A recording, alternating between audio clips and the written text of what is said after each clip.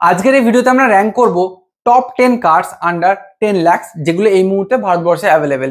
তো এখানে আমি র্যাঙ্ক করেছি 10 থেকে 1 অব্দি। সবার শেষে আমি সব থেকে বেস্ট কারটা বলবো, যেটা আমার মনে হচ্ছে যে এটা সেফটি তো সব থেকে বেস্ট, এটা মাইলেজও ঠিকঠাক আছে, এটার ইঞ্জিনও ভালো, এটা পাওয়ার আউটপুট ভালো, সব ঠিকঠাক। তো সেই অনুযায়ী 10 থেকে 1 অব্দি র্যাঙ্ক করেছি। এটার মানে এটা নয় যে 10 নম্বর র্যাঙ্কে যে গাড়িটা আছে সেটা খারাপ আর 1 নম্বর আছে যেটা সেটাই ভালো, না, এটা একদমই নয়। টপ 10 মানে হচ্ছে এই 10টা যে কেউ কিনতে পারে, কিন্তু এদের 10টার মধ্যে সব থেকে বেস্ট সেটা 1 2 3 তে আছে। এবার নিজেদের মতো করে সাজিয়ে নিও, নিজেদের প্রায়োরিটি বুঝে তোমরা তোমাদের মতো গাড়িটাকে অবশ্যই চুজ করো। তো আমরা স্টার্ট করছি আমাদের ভিডিও। আর চ্যানেলে নতুন হলে সাবস্ক্রাইব করে দিও। আমরা নানান ধরনের podcast and informative content continuously আনতে থাকি। 10th নাম্বারে যে গাড়িটা আছে সেটা হলো রেনল্টের Kiger. 1 litre engine, 98 BHP, 160 Nm of torque, আর মাইলেজ মোটামুটি 18 থেকে 20-র মধ্যে দিয়ে দেয়। কিন্তু এখানে যেহেতু আমরা 10 লাখের আন্ডারে বলছি, তো আমরা 10 লাখের আন্ডারে এই গাড়িটার টপ মডেলটা পাবো না, যেখানে পাওয়ার আউটপুটটা একটু কম হতে পারে। 98 বিএইচপি মডেলটা আমরা পাবো না, একটু কম হবে, কিন্তু গাড়িটা যথেষ্ট ভালো। বাট এরপরে যেগুলো আমরা পরে দেখবো সেগুলো আরো অনেক বেটার। তো নাম্বার 10-এ আমি রাখবো রেনল্টের কাইগারকে। নাম্বার 9-এ আছে হোন্ডার অ্যামেজ। একটা এমনই গাড়ি যেটা খুব রিলায়েবল, কারণ হোন্ডার রিলায়েবিলিটি একটা বহুত বড় ব্যাপার। যেটা এই মুহূর্তে যেটা সমস্যা হচ্ছে ই টোয়েন্টি ফিউয়েলের সাথে খুব ভালোভাবে কম্প্যাটিবল গাড়ি তোমরা পাবে, কারণ হোন্ডা 2009 থেকে যে গাড়িগুলো বানিয়েছে তারা ই কম্প্যাটিবলই ছিল। তো এই গাড়িটাতে একটা 1.2 লিটারের ইঞ্জিন পাওয়া যাচ্ছে, যেখানে 89 বিএইচপির পাওয়ার পাওয়া যাচ্ছে, কিন্তু টর্কটা একটু কম মনে হতে পারে তোমাদের। 110 এনএম এর টর্ক পাওয়া যায়। আর যেহেতু হোন্ডার অ্যামেজ, তো হোন্ডার মাইলেজ নিয়ে তো আমাদের কোনো কোয়েশ্চেন নেই, ওটা অ্যাপ্রক্সিমেটলি 20+ মাইলেজ তো দিয়ে দেবে। কিন্তু এখানে একটা ক্যাচ আছে, যেহেতু হোন্ডার অ্যামেজ একটা ওভার 10 লাখে ম্যাক্সিমাম তাদের ভেরিয়েন্টস গুলো আছে, তো অ্যামেজের ক্ষেত্রে আমরা লো মডেলটাই পাবো, তাই জন্য অ্যামেজকে আমরা 9th-এ র্যাঙ্ক করেছি। নাম্বার 8-এ একটা এমনই গাড়ি আছে যে গাড়িটা বলতে পারো ইন্ডিয়ার প্রায় ঘরে ঘরে আছে। তো এই গাড়িটা মোটামুটি পাওয়ার আউটপুট যথেষ্ট ভালো, 83 বিএইচপি পাওয়ার দেয়, আর টর্কও যথেষ্ট পাওয়ারফুল। একটা ছোটখাটো রাস্তাতে নিজেকে কনফিডেন্ট ফিল করানোর জন্য, নিজের পাওয়ার আউটপুটটাকে ঠিকঠাক ফিল করানোর জন্য যথেষ্ট ভালো। 1.2 লিটারের ইঞ্জিন আসে। তো আমরা যে গাড়িটার কথা বলছি সেটা হচ্ছে হুন্ডাইয়ের i10 নিওস।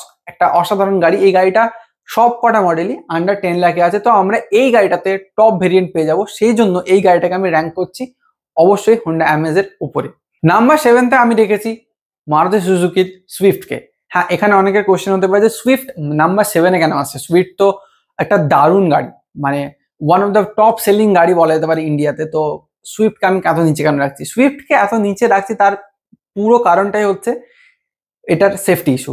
কারণ গাড়িটাতে কোনো স্টারের রেটিং ফিটিং এখনো করানো হয়নি, যেটা ডিজায়ার এসেছে কিন্তু সুইফটে এখনো আসেনি। কিন্তু সুইফট আর ডিজায়ারের ইঞ্জিন থেকে শুরু করে পাওয়ার আউটপুট, মাইলেজ সব সেম। 1.2 লিটার ইঞ্জিন, 80 বিএইচপির মতো পাওয়ার আউটপুট দেয়, বাদ বাকি সবকিছু স্ট্যান্ডার্ড। 110 এনএম এর মতো টর্ক। হ্যাঁ, কখনো কখনো ওটাকে একটু কম পাওয়ারফুল মনে হতে পারে, কিন্তু ঠিক আছে, আমাদের ডেলি ইউজ পারপাসের জন্য যথেষ্ট একটা ভালো গাড়ি। কিন্তু আমি 7 নম্বরে রাখছি এই গাড়িটাকে, তার একটাই কারণ, সেটা হচ্ছে সেফটি রেটিং। নাম্বার 6-এ আছে হুন্ডাইয়ের এক্সটার। একটা এমনই গাড়ি যেটাকে খুব সিলেক্টিভ কিছু মানুষ পছন্দ করেছে, মার্কেটে সেইভাবে বিক্রি হয়নি। যাদের কাছে গাড়ির লুকস ম্যাটার করে না, যাদের কাছে শুধু গাড়ির একটা ইকোনমিক ব্যাপার দেবে, গাড়িটা একটা কমফর্ট দেবে, গাড়িটা অনেক ভেতরে ফিচার্স লোডেড থাকবে, তাদের জন্য এক্সটারটা একটা খুব ভালো গাড়ি। খুব যে পারফরমেন্স ওরিয়েন্টেড তা না, ওই 80 বিএসপির মতো পাওয়ার পাওয়া যায়, সব ওই 1.2 লিটারে জায়গাটা সেম স্যাচুরেটেড, মাইলেজটা খুব ভালো আসে। কিন্তু যে যে পুশটা পাওয়া, আমাদের একটা ফিল হয় না যে এই পাঞ্চটা পেলে খুব ভালো হতো, এই পুশটা পেলে ভালো হতো, সেই দিক থেকে কোথাও না কোথাও গাড়িটা ল্যাগ করে যায়। সেই জন্য এটাকে আমি সুইফটের ওপরে রেখেছি, কারণ এটা অনেক বেশি রিলায়েবল। ঠিক আছে, কারণ আমরা জানি কোরিয়ান ব্র্যান্ডসরা অনেক বেশি রিলায়েবল হয়, তো সেই জন্য এটাকে আমি সুইফটের উপরে রেখেছি। বাট নাম্বার 6, নাম্বার 5-এ আমি রাখবো সুইফট ডিজায়ারকে। দেখো, ডিজায়ার খুব ইজিলি এই র্যাঙ্কের, মানে এই র্যাঙ্কিং সিস্টেমের নাম্বার 1-এ চলে যেতে পারতো। এই গাড়িটা নাম্বার 1-এ যায়নি, তার পিছনে একটাই কারণ আছে। যদি কেউ পার্সোনাল ইউজের জন্য গাড়ি কেনে, সে কখনো চাইবে না যে সেই গাড়িটা কখনো ট্যাক্সি হিসাবে, ক্যাব হিসাবে ইউজ হোক। তো গাড়িটা মারাত্মক গাড়ি, 5 স্টার রেটিং পেয়েছে, পারফরমেন্স মোটামুটি চলে যাবে। আমরা আমরা 10 লাখের নিচে কখনো খুব পারফরমেন্স ওরিয়েন্টেড গাড়ি খুঁজি না, আমরা রিলায়েবল গাড়ি খুঁজি যেটা আমাদের ফ্যামিলির জন্য সুটেবল। ঠিক আছে, যে ইঞ্জিনটা সুইফটে আছে সেই ইঞ্জিনটা ওতেও আছে, সব ভালো, সব ঠিকঠাক আছে।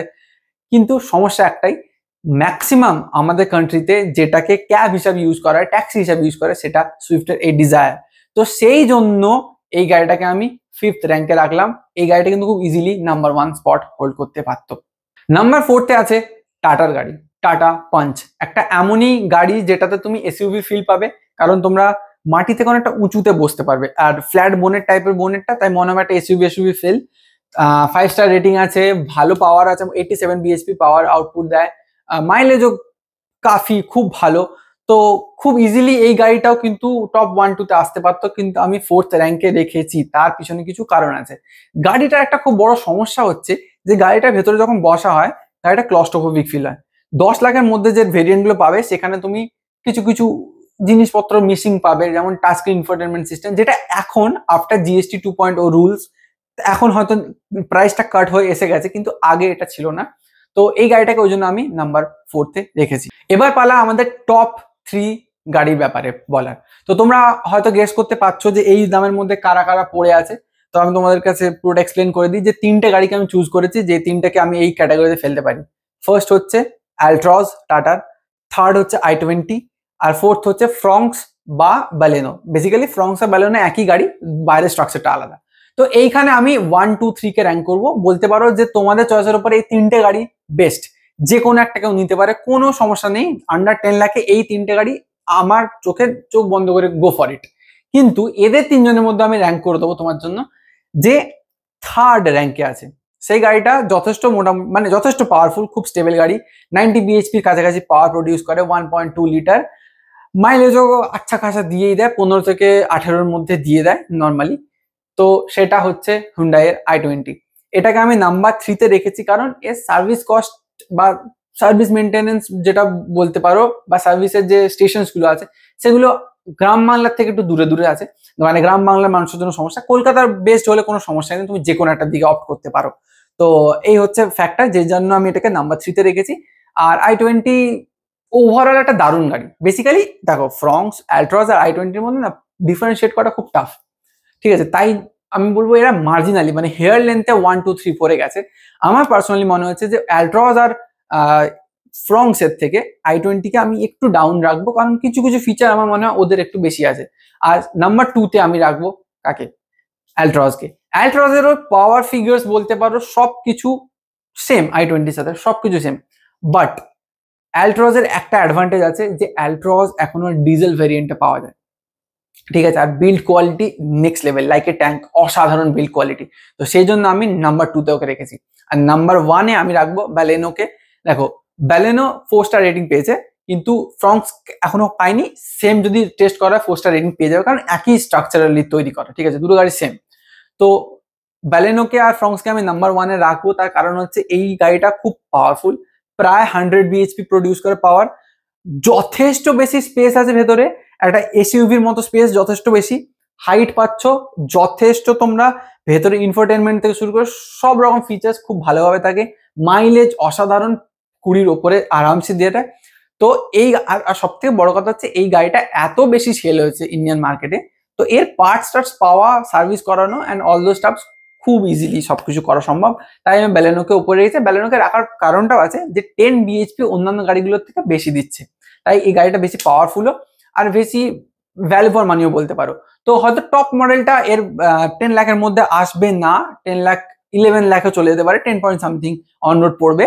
বাট আমার মনে হয় যদি তোমার 10 লাখ বাজেট থাকে, তাহলে Baleno is the best choice, বা ফ্রঙ্কসের দিকে যেতে পারো। সেফটিতে একটু কম্প্রোমাইজ করতে হতে পারে তোমাদেরকে, 4 স্টার পেয়েছে, 5 স্টার পাইনি। অ্যালট্রজ কিন্তু 5 স্টার, অ্যালট্রজও যেতে পারো তোমরা, অবভিয়াসলি i20-তেও যেতে পারো, বা আমি যে পরের গাড়িগুলো বলেছিলাম সেই গাড়িগুলোতে তোমরা চোখ বন্ধ করে যেতে পারো, হুন্ডাই এক্সটার, সুইফট ডিজায়ার, এই গাড়িগুলো বেস্ট, মানে খুব ভালো গাড়ি। বাট আমার চয়েসে ওই 3টে বেস্ট, i20, অ্যালট্রজ, ব্যালেনো। তো ভিডিও কেমন লাগলো বলো, তোমাদের সাজেশন আমাকে দিও, যে তোমাদের মতে কোন গাড়িটা বেটার হতে পারে, কোনটা একটু আপ, কোনটা একটু ডাউন হতে পারতো, লিস্ট সাফেল করে আমিও দেখবো যে আমার কোথাও মিসিং গেল নাকি। তো এই হচ্ছে আজকের ভিডিও ছিল। এরপরে আমরা under 15 lakhs, under 20 lakhs, under 30 lakhs, under 50 lakhs, under 1 CR সব গাড়ির লিস্ট বানাবো। তো সাথে থেকো, বাই, পরে ভিডিও দেখা হচ্ছে।